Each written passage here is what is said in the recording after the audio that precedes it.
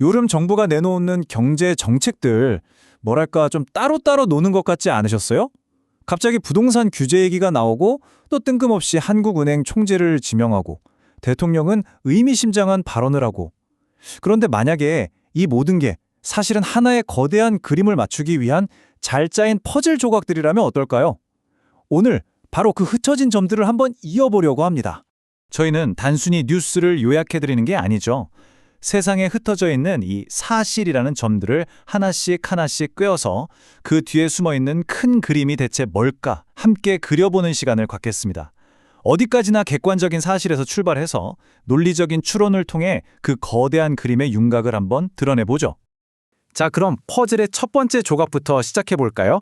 최근 우리 경제에 나타난 누구도 부정할 수 없는 네 가지의 명백한 사실들부터 짚어보겠습니다. 첫 번째 점은 바로 부동산입니다. 현 정부 출범 때부터 부동산 투기와의 전쟁을 선포했죠. 그리고 그 기조는 지금까지 아주 강력하고 또 일관되게 이어져 오고 있습니다. 근데 여기서 우리가 진짜 주목해야 할 점은요. 단순히 투기꾼 잡겠다. 이걸 넘어서 주택가격 자체를 정상화시키겠다는 아주 강력한 신호를 보내고 있다는 거예요. 이건 앞으로 다가올 더 큰 충격에 대비해서 미리 판을 깔아두는 일종의 사전 작업일 수 있다는 거죠. 시장의 거품을 어떻게든 걷어내겠다는 의지가 아주 명확해 보입니다. 두 번째 사실입니다. 이건 우리나라 경제가 정말 오랫동안 알아온 고질병 같은 문제인데요. 바로 통화 가치를 안정시켜야 하는 문제와 산더미처럼 쌓인 가계부채 사이의 이 딜레마입니다. 이 딜레마의 한가운데에는 내외 금리차라는 개념이 있습니다. 아주 간단해요. 돈이라는 건 당연히 이자를 더 많이 주는 곳으로 흘러가게 되어 있잖아요. 만약에 미국이 금리를 막 올리는데 한국이 그걸 못 따라가면 어떻게 될까요? 그렇죠. 전 세계 투자자들은 원화를 팔고 더 높은 이자를 주는 달러를 사러 떠나겠죠. 바로 이 지점이 우리가 처한 현실입니다. 그동안 우리는 이 엄청난 가계부채 때문에 미국이 금리를 올려도 마음 놓고 따라 올릴 수가 없었어요. 발목에 족쇄가 채워진 거죠. 그 결과 내외금리 차는 계속 벌어지고 외국 자본은 빠져나가고 원화 가치는 떨어지는 이 악순환이 계속 반복되어 온 겁니다.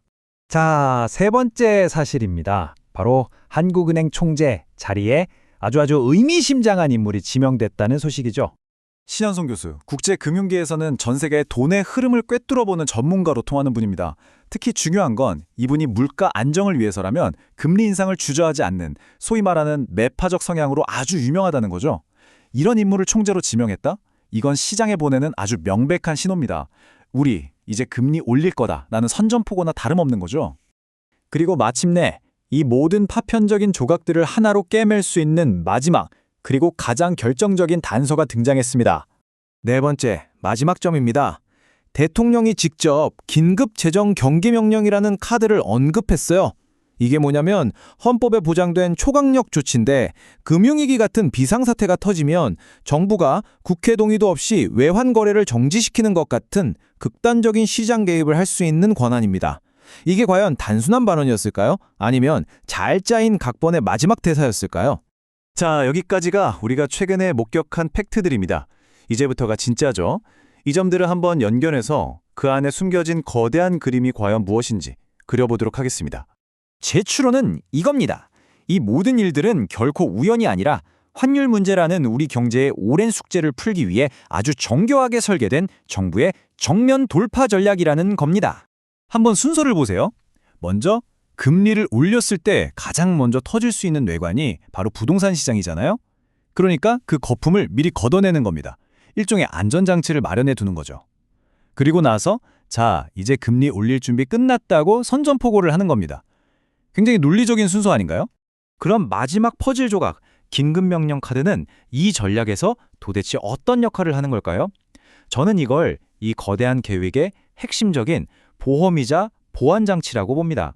이 비유가 모든 걸 설명해 줍니다. 정부는 금리 인상이라는 아주 날카로운 메스를 가지고 환율 불안이라는 종양을 도려내려고 하는 거예요. 하지만 수술을 하다 보면 위험이 따르죠. 갑자기 부동산 PF가 연쇄 도산하거나 가계 파산이 속출하는 말 그대로 과다출혈이 발생하면 환자가 위험해지잖아요. 바로 그때를 대비해서 긴급명령이라는 아주 강력한 지혈제를 준비해두고 최악의 상황을 막겠다는 시나리오인 겁니다. 이 모든 것을 종합해보면 드디어 정부가 설계한 거대한 그림의 윤곽이 드러납니다. 이것은 문제를 피하려는 게 아니라 오히려 철저하게 준비해서 정면으로 맞서겠다는 겁니다. 결국 정부는 환율 불안을 잡기 위해 금리 인상이라는 정면 돌파를 선택한 겁니다. 그리고 그 과정에서 터져나올 게 분명한 여러 충격들을 최소화하기 위해서 긴급명령이라는 비장의 카드까지 미리 시장에 보여주면서 우리는 이 모든 충격을 관리할 준비가 되어 있다는 의지를 아주 분명하게 보여준 것이죠. 물론 오늘 제가 말씀드린 이 분석이 유일한 진실은 아닐 수도 있습니다. 하지만 한 가지는 분명해 보입니다. 정부는 지금 다가오는 경제 폭풍을 피하려 하지 않고 오히려 만반의 준비를 갖춘 채 그 폭풍의 한가운데로 배를 몰기 시작했다는 것. 이 거대한 설계의 끝에서 과연 우리는 무엇을 마주하게 될까요?